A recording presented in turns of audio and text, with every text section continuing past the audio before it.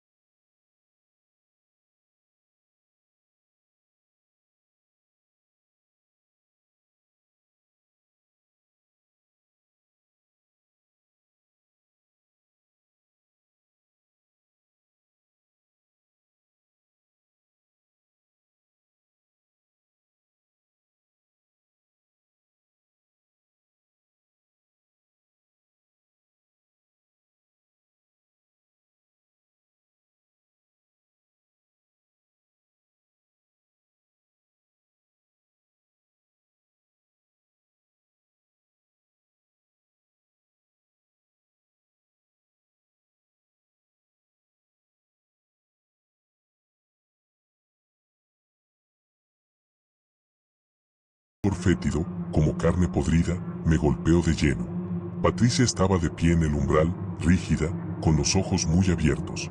Cuando me vio, apenas susurró. No debimos aceptarla. Dentro de la habitación, la paciente yacía en la camilla.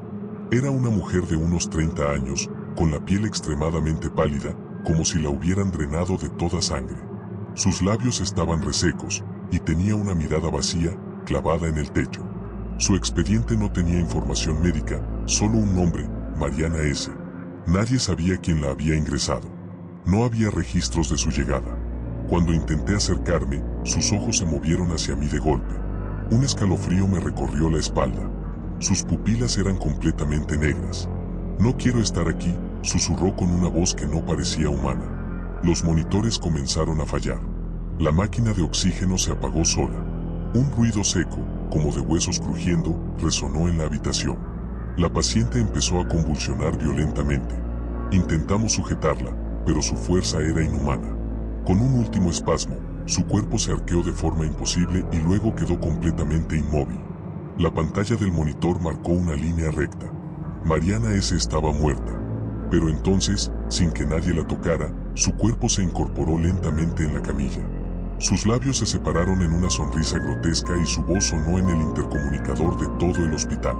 Ahora estoy despierta. Las luces parpadearon y la sala se llenó de un grito que no provenía de ninguna parte, pero se sentía en los huesos. Algo más había despertado con ella. Esa fue la última noche en la que vi a Patricia con vida. 2 días después, la encontraron en el cuarto de suministros, con la misma expresión vacía de Mariana. Y su expediente, al igual que el de la paciente, desapareció sin dejar rastro. Desde esa noche, el hospital dejó de ser el mismo. En los pasillos se escuchaban susurros, voces que repetían mi nombre. Los pacientes se agitaban sin razón, y algunos enfermeros comenzaron a renunciar sin explicación alguna. Sentían que algo los observaba en las sombras. Yo misma empecé a experimentar cosas extrañas. Me despertaba con moretones en los brazos, como si alguien me hubiera sujetado con fuerza. Las luces de mi oficina parpadeaban sin razón, y en los monitores de seguridad a veces se veían sombras moviéndose por los pasillos, pero cuando enviaba a alguien a revisar, no encontraban nada. Una noche, revisando los archivos del hospital, descubrí que la habitación 217 había sido clausurada hacía más de 40 años. Un médico desapareció allí dentro sin dejar rastro. Lo último que escribió en su diario fue: no debemos escucharla. No debemos mirarla.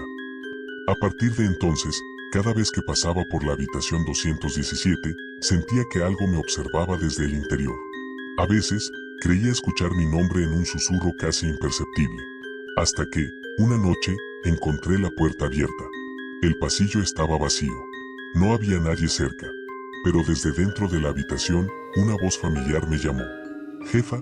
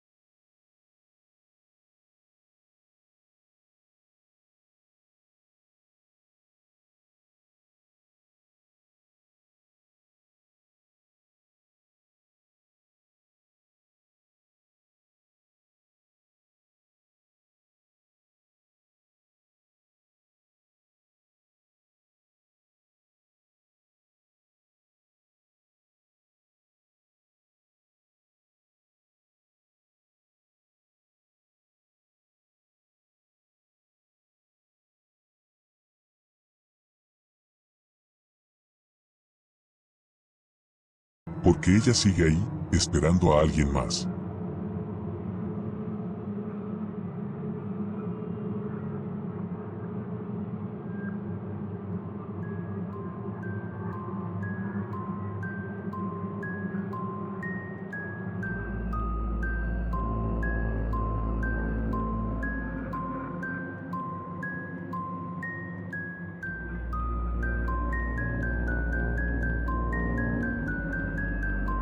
Soy enfermera en la sala de urgencias de un hospital antiguo, uno de esos edificios con pasillos interminables y luces parpadeantes.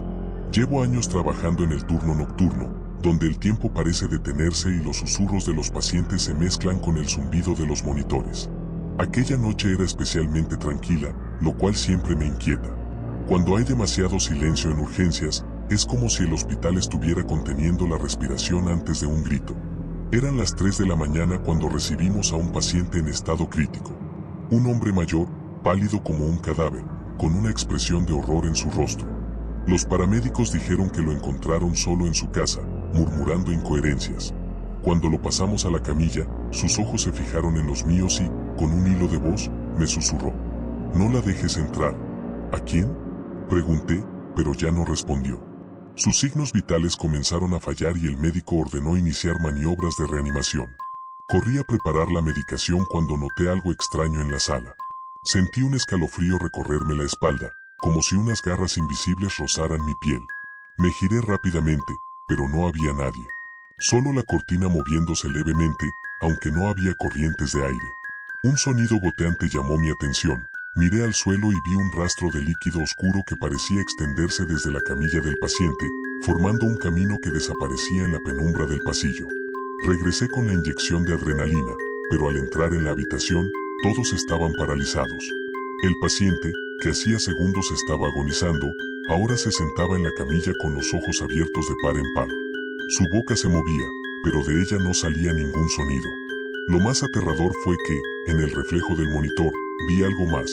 Una figura oscura, alta y delgada, con una sonrisa antinatural, de pie justo detrás de él.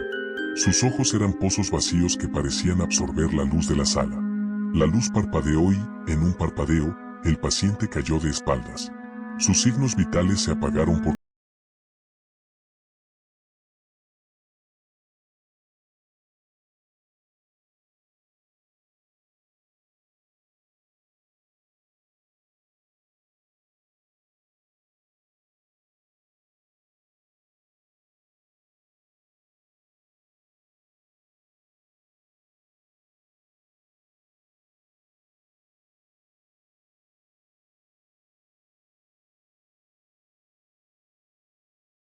abierta, y alguien estaba mirándome desde la oscuridad.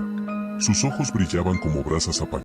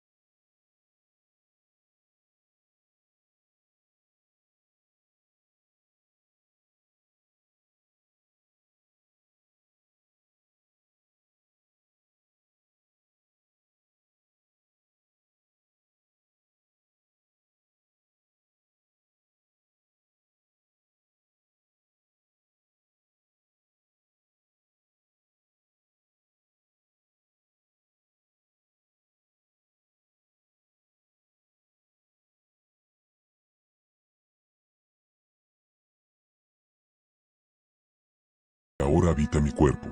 Se mueve como yo, pero hay algo mal en sus ojos.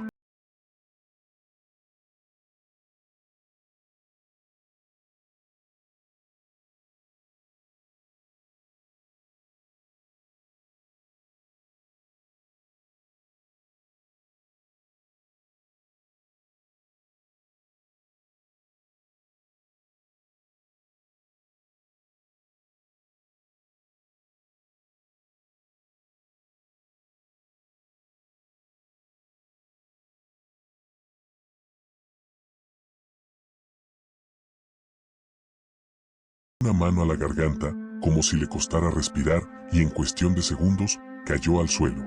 Ahora hay otro más como yo. No estoy sola en este limbo. Y lo peor es que, cada vez somos más. Si alguna vez trabajas en un hospital y ves que tu reflejo se mueve antes que tú, no te detengas. No mires atrás. Y sobre todo, nunca, nunca, le des la espalda al espejo.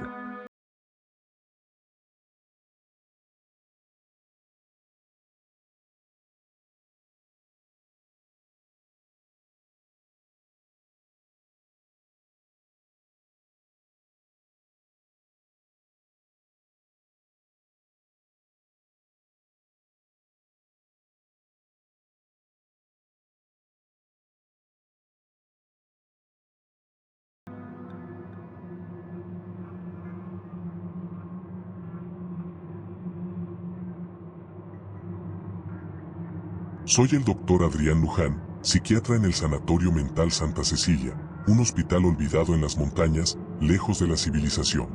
Con más de 100 años de historia, este lugar ha sido testigo de innumerables horrores disfrazados de tratamientos médicos. Electroshock, lobotomías, celdas de aislamiento, prácticas de otro tiempo que aún parecen susurrar en los pasillos. Cuando acepté el puesto, no creía en las historias que contaban los enfermeros. Decían que en las madrugadas se escuchaban gritos provenientes de las habitaciones clausuradas del ala este, que los pacientes hablaban con personas invisibles, que algunos médicos habían desaparecido sin dejar rastro. Yo, hombre de ciencia, atribuía esas habladurías a la sugestión colectiva. Pero todo cambió la noche en que conocí al paciente 136. Era un hombre de edad incierta, demacrado, con ojos hundidos y piel ceniza. No tenía registros previos. No sabíamos quién lo había ingresado ni cómo había llegado ahí. Solo estaba sentado en la cama de la celda 24, murmurando en un idioma que nadie reconocía. La primera vez que intenté hablar con él, levantó la cabeza y me miró con una intensidad tan inhumana que sentí el aire volverse pesado. Luego sonrió. Sus dientes eran afilados, como si no fueran suyos. Me susurró algo que no entendí en el momento, pero que más tarde, al analizar la grabación de nuestra sesión, me hizo estremecer. Tú serás el próximo. Desde esa noche,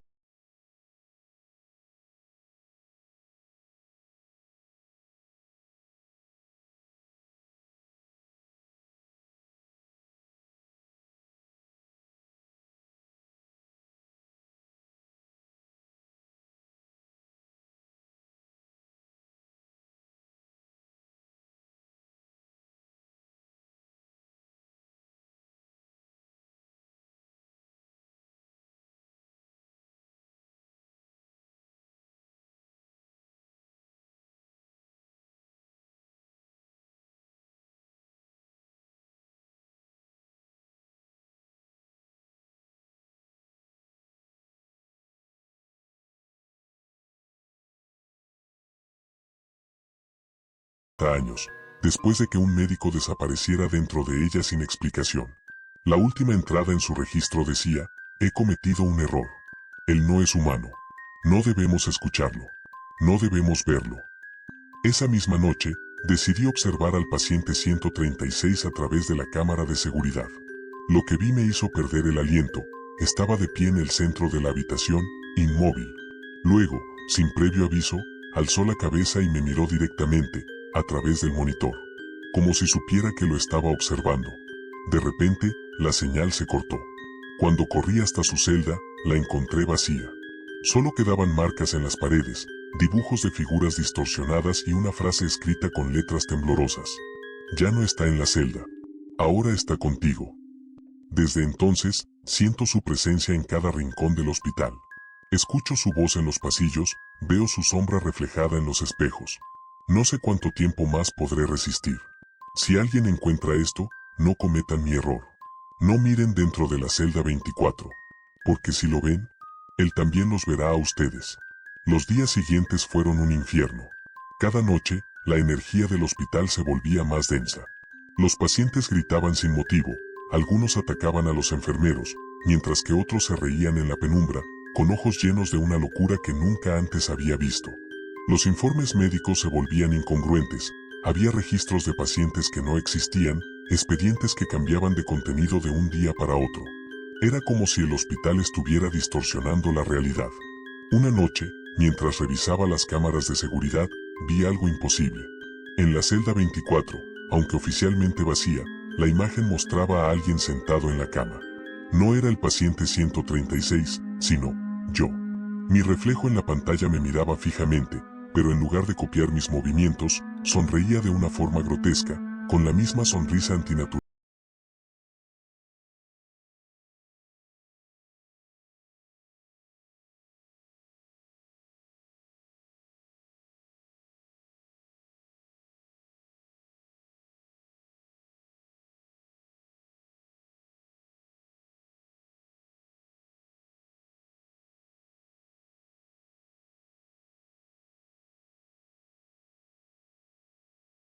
Esa misma noche, desperté en mi cama con una sensación asfixiante. Algo me observaba desde la esquina de la habitación. No podía verlo, pero lo sentía. Mi cuerpo estaba paralizado, mi respiración entrecortada. Y entonces, el colchón se hundió levemente, como si alguien se hubiera sentado a mi lado. Con un esfuerzo sobrehumano, encendí la lámpara. La habitación estaba vacía. Pero en la pared, con letras irregulares, apareció un mensaje escrito con lo que parecía ser sangre. Nos observa desde dentro. Desde entonces, el hospital ya no es solo un lugar de trabajo. Es una prisión. No importa cuántas veces intente irme, siempre termino de vuelta en mi oficina, con la sensación de que alguien camina detrás de mí. He dejado notas, grabaciones, incluso he intentado que otros médicos me ayuden, pero todos parecen olvidar lo que les digo en cuestión de minutos. Ayer, mientras caminaba por el pasillo del ala este, vi a alguien de espaldas, parado frente a un espejo. Me acerqué lentamente, sintiendo una ansiedad insoportable. Cuando la figura se giró, me encontré con mi propio rostro. Pero no era yo. Su piel era pálida, sus ojos vacíos, y su boca se movía en un murmullo constante. ¿Tú serás el próximo? No sé cuánto tiempo más podré soportarlo. Cada vez que me miro en el espejo, mi reflejo se queda inmóvil un segundo más de lo normal, como si estuviera esperando algo. Mi sombra ya no me sigue correctamente, a veces se queda quieta cuando yo me muevo. Si estás leyendo esto, aléjate de este hospital. No te acerques a la celda 24.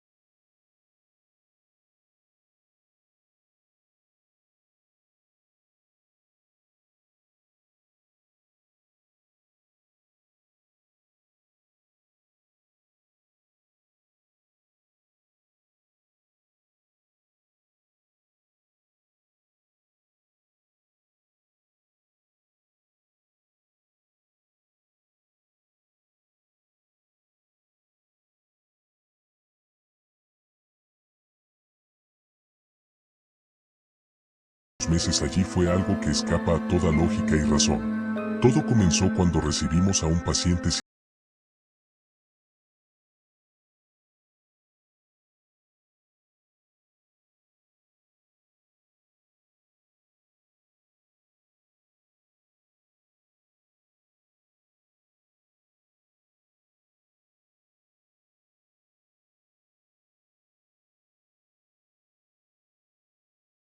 parte del hospital que solíamos evitar porque siempre daba problemas con la electricidad y los equipos.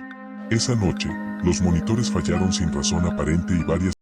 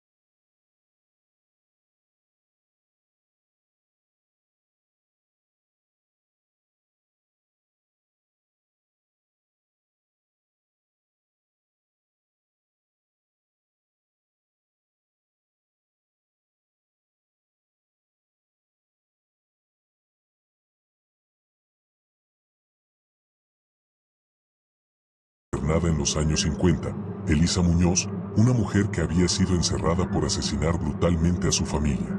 Decían que sufría de episodios psicóticos en los que aseguraba que alguien dentro de ella la obligaba a hacer cosas horribles. Una noche, desapareció de su habitación sin dejar rastro, y desde entonces, se hablaba de apariciones y sucesos extraños en el hospital. Cuando vi la foto de Elisa, sentí que la sangre se me helaba. Era la misma mujer que los pacientes describían en sus pesadillas. A partir de entonces, mi vida se convirtió en un infierno. Las luces de mi oficina parpadeaban sin razón, mi nombre aparecía escrito en los vidrios empañados de la sala de descanso, y cada vez que me miraba al espejo, tenía la sensación de que mi reflejo tardaba un segundo más en imitar mis movimientos. La gota que derramó el vaso ocurrió cuando una madrugada escuché pasos en los pasillos vacíos. Siguiendo el sonido, llegué hasta la habitación donde había estado el señor X. Dentro, la cama estaba perfectamente hecha, como si nunca hubiera habido nadie allí. Pero en la pared, con una caligrafía temblorosa, alguien había escrito: "Ella me encontró". Al día